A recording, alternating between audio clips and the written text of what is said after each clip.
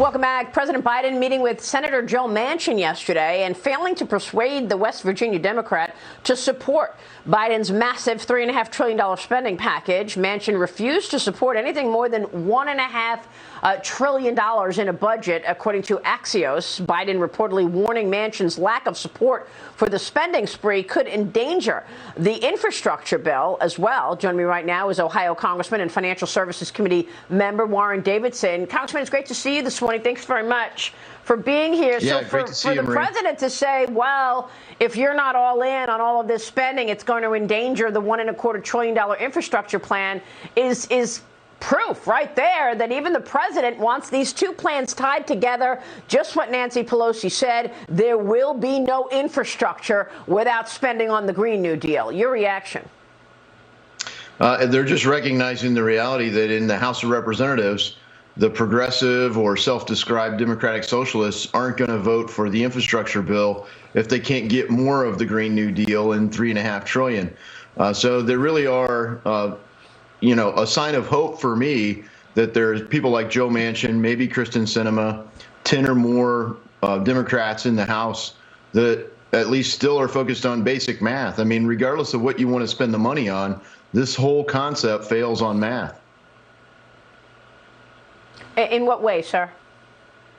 Well, I mean, look, you've got massive tax increases that don't even pay for the increase in spending.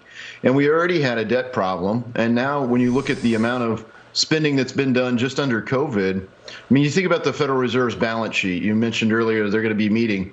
Their balance sheet's grown over $8 trillion. I mean, we've got $29 trillion in debt. So one way of looking at it is 8/29 of our debt has already been monetized. We aren't even funding it with taxes. We're not even funding it with lending at this point. We're just creating this money. It's undermining the value of our currency, and people are feeling it in their pocketbooks. Yeah.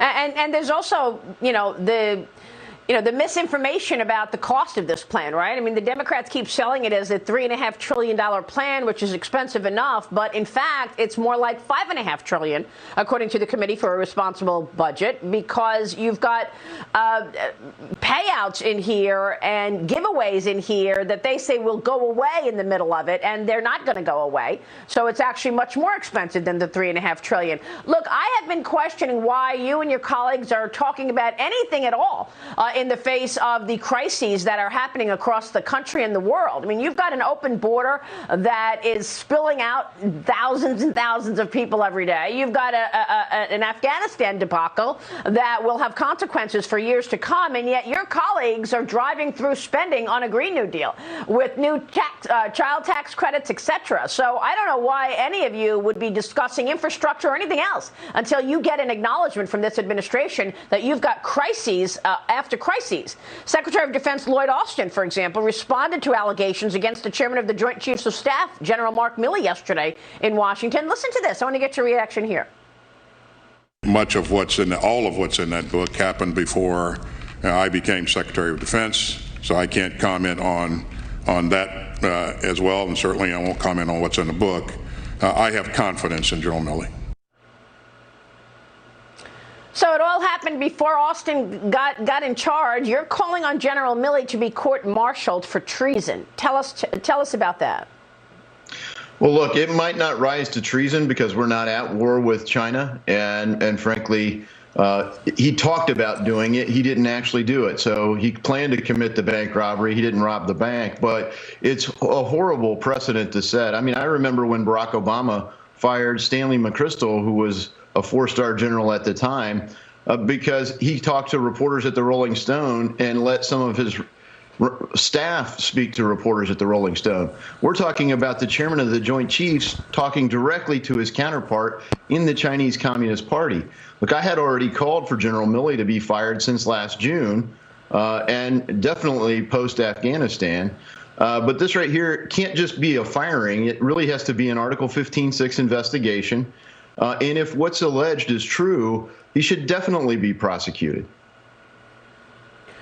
Do you think your colleagues on the left will push that forth, or will just keep moving forward with no accountability once again? Well, we'll see how far things have shifted. I mean, I'm very disappointed in Joe Biden's response. And the logic of Lloyd Austin's, oh, it happened before I was Secretary of Defense. Really? I mean, you're not going to go after any crime or misconduct that happened prior to you becoming as Secretary? How irresponsible. And so, look, Barack Obama fired Stanley McChrystal, said in his book he didn't really want to, because the principle is very important. Yes, exactly. Congressman, it's good to see you. Thanks very much. We'll keep watching that. Yep, Congressman Warren Davidson joining us this morning. All right, we'll see you soon. Coming up.